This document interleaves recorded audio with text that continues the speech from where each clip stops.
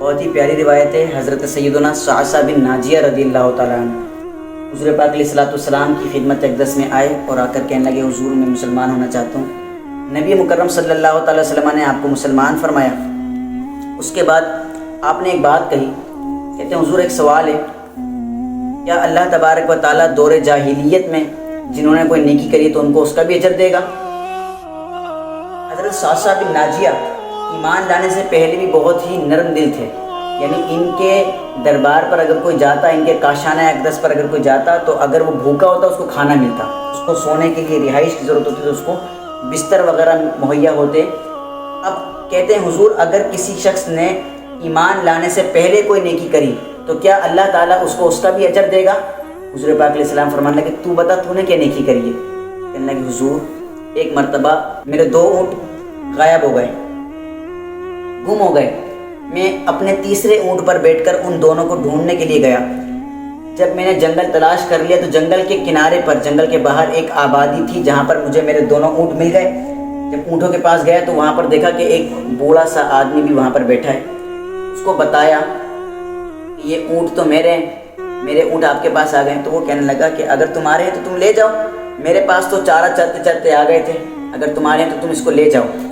اتنے میں اس شخص نے کچھ پانی بھی منگا لیا اور کچھ کھجوریں بھی منگا لی۔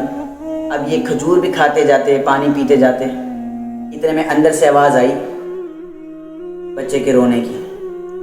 تو اس نے آواز لگائی اور کہا کہ بیٹا ہے یا بیٹی؟ تو انہوں نے پوچھا کہ اچھا اگر بیٹا ہوا تو کیا کرو گے اور بیٹی ہوئی تو کیا کرو گے؟ تو کہنے لگے اگر میرا بیٹا ہوا نا تو قبیلے کی شان بڑھائے گا،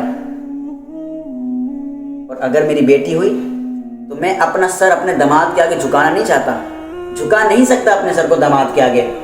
بیٹی کی پیدائش پر جو آزمائشیں ہوتی ہیں، مشقت ہوتی ہے، میں وہ برداشت نہیں کر سکتا، اپنی گردن نہیں جھکا سکتا داماد کے آگے۔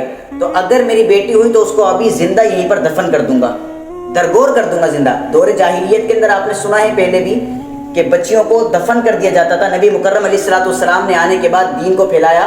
حضور کی تعلیمات ہیں کہ آج اس بیٹی کو گھر کے اندر عزت مہیا ہے، اس کو کبھی ماں کے روپ میں عزت ملتی ہے، کبھی بیوی کے روپ میں اس کو حقوق ملتے ہیں، کبھی بیٹی کے حقوق اس کو مل رہے ہوتے ہیں، اور کبھی بہن بن کر اس کو حقوق دیے جا رہے ہوتے ہیں، اور کبھی اگر کوئی سے تعلق اور کوئی رشتہ نہیں ہے تو پھر بھی کیونکہ ہے یہ حضور کی امت کی بیٹی تو اس بات کو سوچ کر اس کی عزت اور اس کا احترام کیا جا رہا ہوتا ہے۔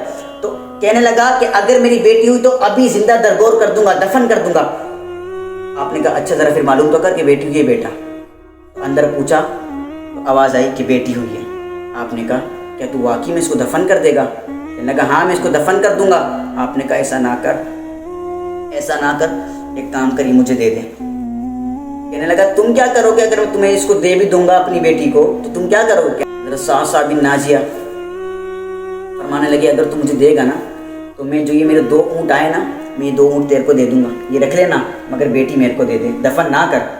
ہیں دل نرم تھا نا، اس بچے کو دفن نہ کر، اس بچی کو مجھے دے دے، بھلے میرے یہ 2 اونٹ رکھ لے۔ کہنے لگا نہیں 2 نہیں چاہیے، جس پر تو بیٹھ کر آیا نا یہ تیسرا اونٹ میرے کو دے، پھر بچی کو دوں گا ورنہ یہیں پر دفن کر دوں گا۔ آپ نے کہا ٹھیک ہے ایک کام کر، کسی کو میرے ساتھ بھیج دے، میں اس اونٹ کے اوپر اپنے گھر سوار ہو کر جاتا ہوں، وہاں سے واپس کر دوں گا، 3 اونٹ لے لے لیکن مجھے یہ بچی دے دے، اس کو دفن نہ کر، رحم کر اس کے اوپر، رحم کر۔ ابھی مسلمان یہ نہیں ہوئے، یہ جب کا واقعہ بتا رہے ہیں، مگر دل کے اندر کہتے ہیں وہاں سے میرے دل کے اندر نرمی آ گئی۔ ٹھیک ہے میں نے ان بچیوں کو لیا، اس بچی کو لے کر اپنے گھر پر آیا، اونٹ اس کو دے دیے، رخصت کر دیا اس کو، بچی کو لا کر اپنی کنیز کو دیا، اپنی نوکرانی کو دیا، اور اس کو کہا اس کو دودھ پلا، اس کی پرورش کر، دیکھ بھال کر۔ نوکرانی اس کو دودھ پلا کے دی، یا رسول اللہ میں گھر پر جاتا میں دیکھتا کہ میری نوکرانی اس کو کھجوریں چبا چبا کر اس کے منہ میں ڈال رہی ہے، پانی پلا رہی ہے، کبھی اس کو دودھ پلا رہی ہے، کبھی اس کی دیکھ بھال کرتی۔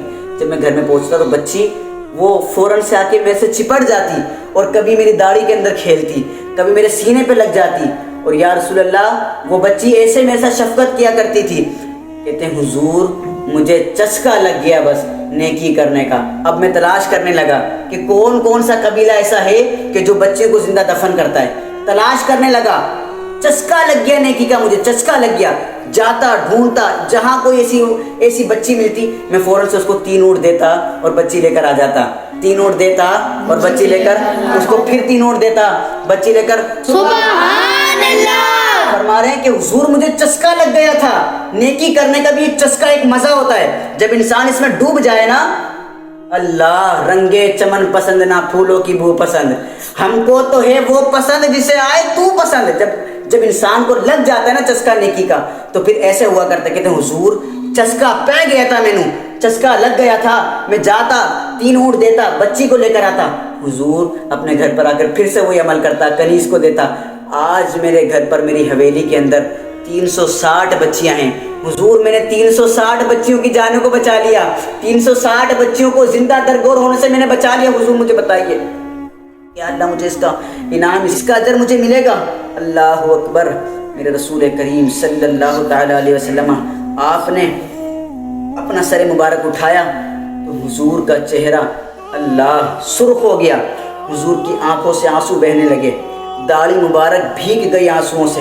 ذرا اس بات پر غور کریں آپ کہ نیکی کرے اگر کوئی حضور کی امت کے ساتھ. حضور کی امت آج کل کیا ہوتا ہے، حضور کی امت کی بیٹیاں گھوم رہی ہیں، اس کو لوگ دیکھتے ہیں، وہ پڑھنے جا رہی ہے، با حیا با پردہ خاتون ہے، با پردہ بچی ہے، پڑھنے جاتی ہے، دین سیکھنے جاتی ہے، وہ کہیں پر اپنی مجبوری کے باعث کوئی کام کے لیے جاتی ہے، اس کو سب دیکھتے ہیں، گھر سے لے کر باہر تک سارے اس کو دیکھ رہے ہوتے ہیں.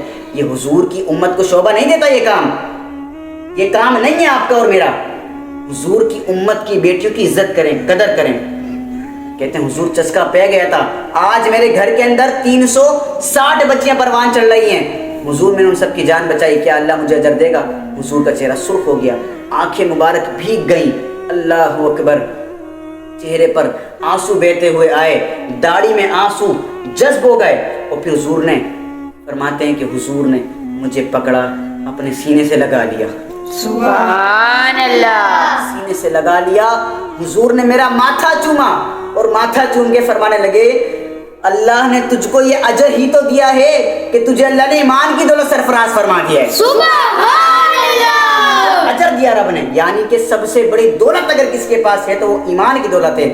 حضور فرمان لگے اللہ نے تجھ کو یہ اجر دیا ہے کہ تجھے ایمان کی دولت سے سرفراز. تیرے پاس سب کچھ تو تھا، پیسہ تیرے پاس تھا، شہرت تیرے پاس تھی، کیا نہیں تھا؟ ایمان نہیں تھا.